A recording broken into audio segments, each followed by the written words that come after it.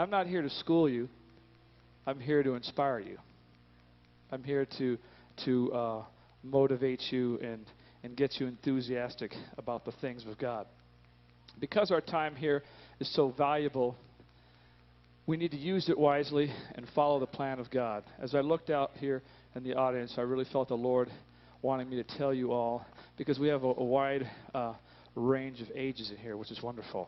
We have little people, young people, older people, even older people, and it's great. And the oldest people. No, but it's great because this represents the kingdom of heaven right here. This is what God showed me. This is what the kingdom is like. The kingdom is all kinds of different people, all kinds of different sizes. We all look different, but the most important thing that God sees in this whole room is the hearts of everyone. And that's what he sees. Unfortunately, most of us, even Christians, we're so jaded.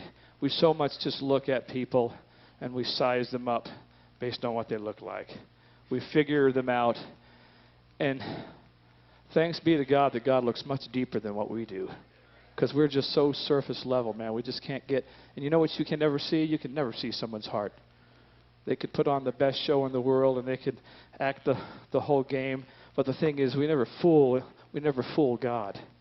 So the most important thing, one of the scriptures is so dear to my heart, and I try to live by this one. It's Proverbs 4:23.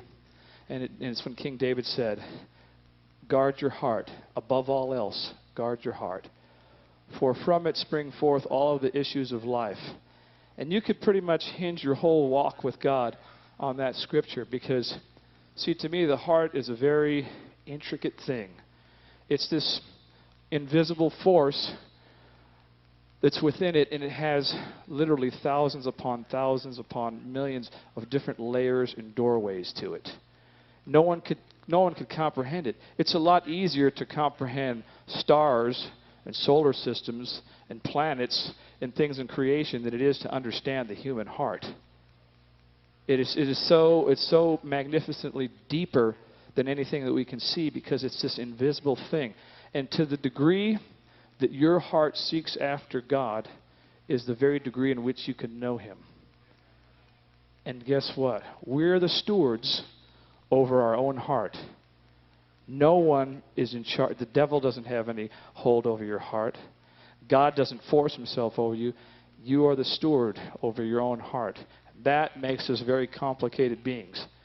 Because whatever we're doing right or wrong in our life is coming out of right here. Everything is lived out of here. I want to encourage you to dig deep in your heart and always examine it.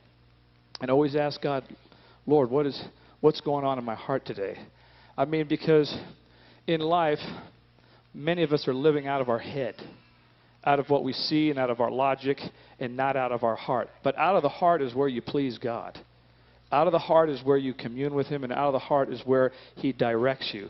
He doesn't direct you in your head, because if He directed us in our head, most of us would jump over a cliff when we look at our circumstances. This isn't happening. I better check out of this place. But He directs you in your heart. He says, don't look at the circumstances. Look at me. And I have learned in my life in 44 years that I've been living, I first received the Lord when I was a little boy. As far back as I can remember, I felt the presence of God. There isn't a time I can remember where I didn't feel.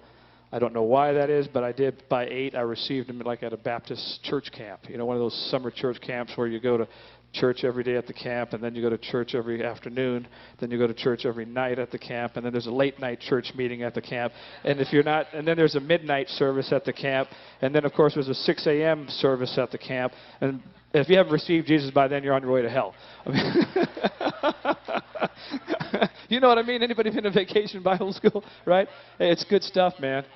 Because I remember just walking up to the altar at 8, just weeping, because I just felt like, you know, God's call on my life, and I just walked up there to that, you know, beautiful song, and ever since then I've been walking with the Lord, up and down, just like all of us. Different points in my life, I'm totally up. Different points I'm down. But thanks to God's grace that He's got a purpose and a call for each one of our lives.